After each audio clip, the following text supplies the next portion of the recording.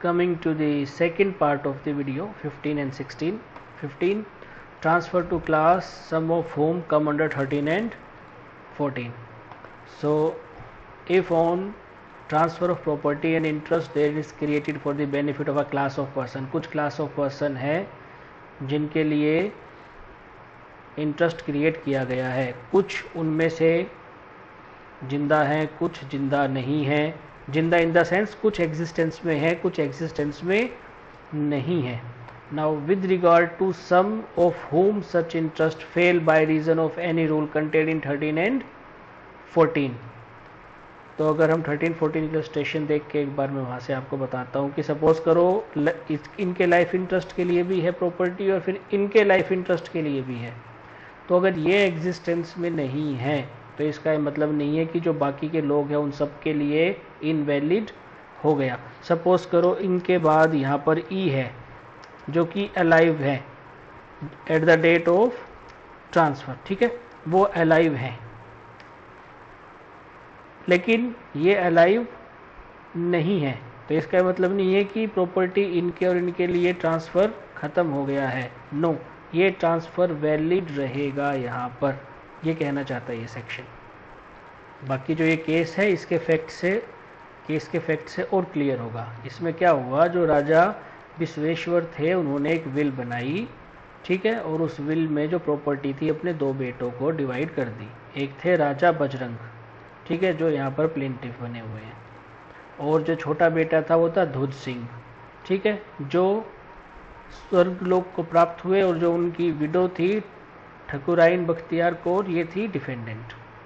तो जो राजा विजेश्वर थे उन्होंने अपने बड़े बेटे को बजरंग को तो बनाया राजा और छोटे के फेवर में प्रॉपर्टी दे दी, और ये कहा कि इस प्रॉपर्टी को जो ये छोटा बेटा है ये इसको एलिनिएट नहीं कर सकता, ये ट्रांसफ़र नहीं कर सकता इस प्रॉपर्टी को, और ये प्रॉपर्टी इसकी मेंटेनेंस के लिए रहेगी. इसकी मेंटेनेंस, इसके बच्चों की मेंटेनेंस, बच्चों के बच्चों की मेंटेनेंस, इसकी विडो की मेंटेनेंस, सब की मेंटेनेंस टाइम टू टाइम चलती रहेगी जब तक कि आखिरी लीगल हीयर सरवाइव करेगा, जिंदा रहेगा. जिस दिन कोई भी वंशज इनका नहीं रहेगा उस दिन ये प्रॉपर्टी वापस एस्टेट में चली जाएगी. एस्टेट में चली जाएगी मतलब बची हुई एस्टेट बजरंग के पास है.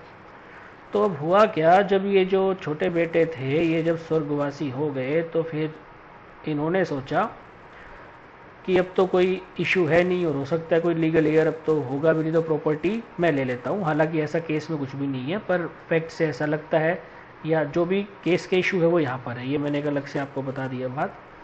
बजरंग ने कहा कि इनका छोटे जो उनके भाई थे उनका सिर्फ लाइफ इंटरेस्ट था प्रॉपर्टी में, क्योंकि फादर ने कहा था कि भाई आप इस प्रॉपर्टी को एलिनिएट नहीं कर सकते, तो इनका तो हुआ लाइफ इंटरेस्ट, ठीक है.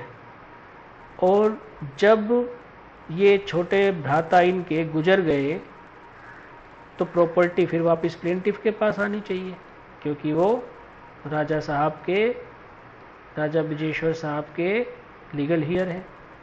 अब जो ये छोटे भाई थे इनका कोई हीयर तो था नहीं, कोई लीगल हीयर, कोई वंशज था नहीं, सिर्फ इनकी वाइफ थी. तो सवाल ये था कि क्या डिफेंडेंट जो छोटे भाई की वाइफ हैं क्या वो प्रॉपर्टी को रख सकती है, या जो ये प्रोविज़न बनाया है राजा विजेश्वर ने ये वॉइड है और वो प्रॉपर्टी नहीं रख सकती.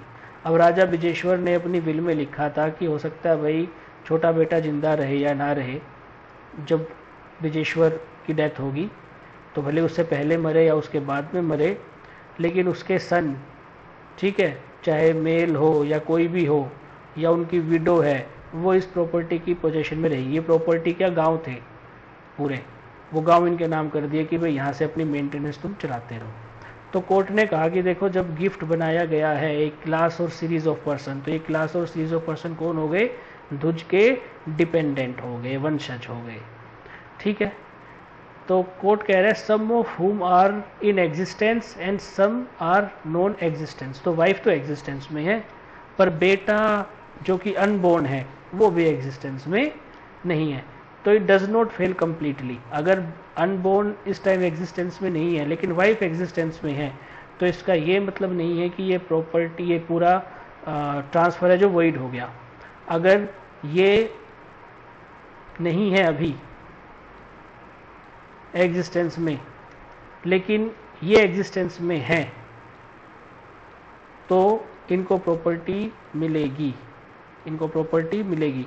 सिर्फ इसलिए कि ये एग्जिस्टेंस में नहीं है, इनके लिए वॉइड हो गया, लेकिन बाकी जो है उनके लिए ये एग्रीमेंट अभी वॉइड नहीं है, ये वैलिड रहेगा। ये बात कही गई है इसमें। So it is valid with respect to person who exists at the time of testator death and is invalid in respect of the rest. तो अभी जो वाइफ है उनके पास प्रॉपर्टी रहेगी, she can have the property, maintenance वो उससे लेती रहेंगी।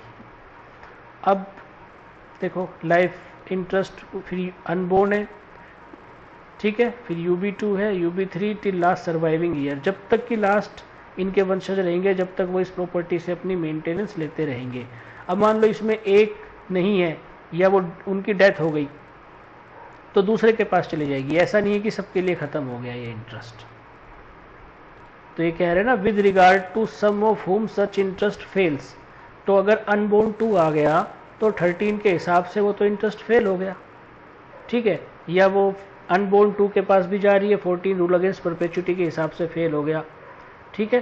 तो सिर्फ इन लोगों के लिए ही ये फेल होगा, बाकी लोगों के लिए नहीं होगा, पूरी क्लास के लिए नहीं होगा, सिर्फ उन पर्टिकुलर लोगों के लिए ही फेल होगा। अभी वो नहीं है एग्जिस्टेंस में तो उसको नहीं मिलेगा, लेकिन जो उसके बाद वाला है उसको मिल जाएगा। तो इस तरीके से मेंटेनेंस चलती रहेगी। तो यहाँ पर वाइफ थी जिंदा, सन नहीं थे, वंशज नहीं थे, पर वाइफ थी, तो वाइफ को प्रॉपर्टी से मेंटेनेंस लेने के लिए अलाउ किया गया।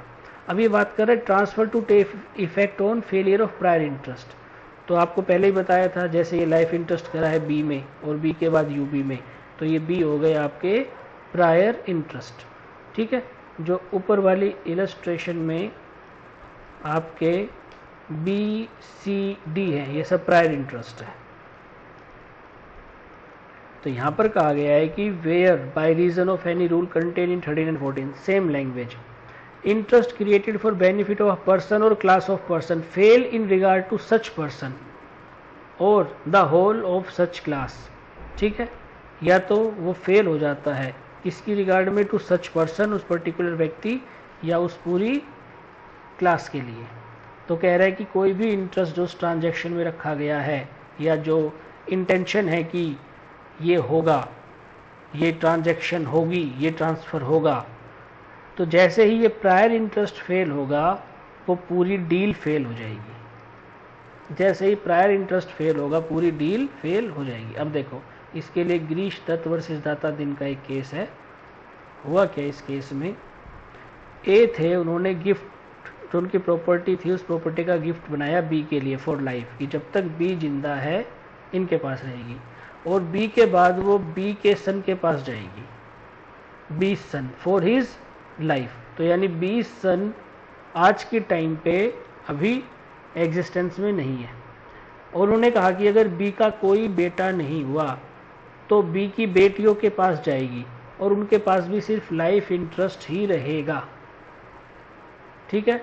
और अगर कोई भी हेयर नहीं हुआ, बी का कोई भी वंशज नहीं हुआ, ना मेल ना फीमेल, तो प्रॉपर्टी ए के पास चली जाएगी जो कि इनके नेफ्यू हैं, ठीक है। अब जो बी थे वो इश्यूलेस परलोक सिधार गए, ना बेटा ना बेटी। तो सी ने कहा, ये जो एज नेफ्यू है ये है सी, तो सी ने कहा कि लाओ ये प्रॉपर्टी है मुझे दे दो। तो सवाल ये था कि क्या सी को ये प्रॉपर्टी मिलेगी। तो कोर्ट ने कहा कि जो गिफ्ट था अनबोर्न डॉटर्स के लिए वो इनवैलिड था, क्योंकि सेक्शन 13 इसको मना करता है, वो था invalid. Gift of limited interest and also subject to prior interest in favour of B. तो उन्होंने कहा कि जब ये प्रायर इंटरेस्ट ही फेल हो गया तो पूरी डील ही कैंसिल हो गई, पूरी डील ही फेल हो गई, सी को प्रॉपर्टी नहीं मिलेगी, प्रॉपर्टी वापस जाएगी। अब टेक्निकली देखो प्रॉपर्टी ए के पास गई, अगर ए जिंदा है और वो सी को ही प्रॉपर्टी आज भी देना चाहता है तो प्रॉपर्टी दे सकता है, लेकिन इस रूल के हिसाब से, क्योंकि उसने क्या कहा पहले अनबोर्न सन, अब उनकी लाइफ के लिए, अगर सन नहीं है तो डॉटर की भी लाइफ के लिए, ठीक है, और उसके बाद कोई भी नहीं है तो सी के पास। तो उन्होंने कहा कि जो ये 2 लाइफ वाले इन्होंने जो अनबोर्न के फेवर में कर दिए ना, यही इन्होंने इनवैलिड काम कर दिया। तो जो ये अनबोर्न डॉटर्स के फेवर में किया invalid as per section 13 as the gift was of limited interest, तो प्रॉपर्टी सी को नहीं मिलेगी। अब एक और एग्जांपल लो, सपोज करो ए का लाइफ इंटरेस्ट उन्होंने क्रिएट किया बी में, बी के बाद उन्होंने कहा कि भी अनबोर्न 1 के पास लाइफ इंटरेस्ट जाएगा, जो 25 साल के होंगे तो प्रॉपर्टी इनको मिल जाएगी। उसके बाद प्रॉपर्टी सी के पास जाएगी। अब जो इन्होंने UB1 के ऊपर ये कंडीशन लगाई है कि 25 साल के जब ये होंगे तब प्रॉपर्टी मिलेगी, ये प्रायर इंटरेस्ट वॉइड है, ये वॉयलेट करता है सेक्शन 14 को, तो सी का इंटरेस्ट भी फेल हो जाएगा, सी को प्रॉपर्टी नहीं मिलेगी, क्योंकि इस डील में UB के फेवर में जो इन्होंने लाइफ इंटरेस्ट क्रिएट किया फिर सी के में इंटरेस्ट किया यही वॉइड, तो प्रायर इंटरेस्ट वॉइड तो बाकी पूरी डील वॉइड।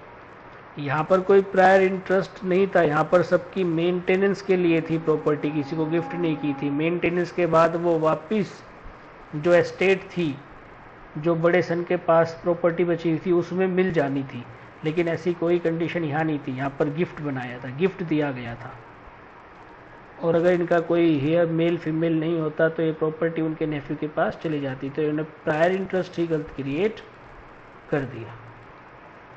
ये देखो सेक्शन 13 में ये इनवैलिड कंडीशन है, तो ये प्रायर इंटरेस्ट हो गया। अगर सी के हिसाब से देखें तो ये प्रायर इंटरेस्ट है। आई होप सेक्शन आपको क्लियर हो गए होंगे, सेक्शन 12, 13, 14, 15, 16। मिलते हैं नेक्स्ट वीडियो में।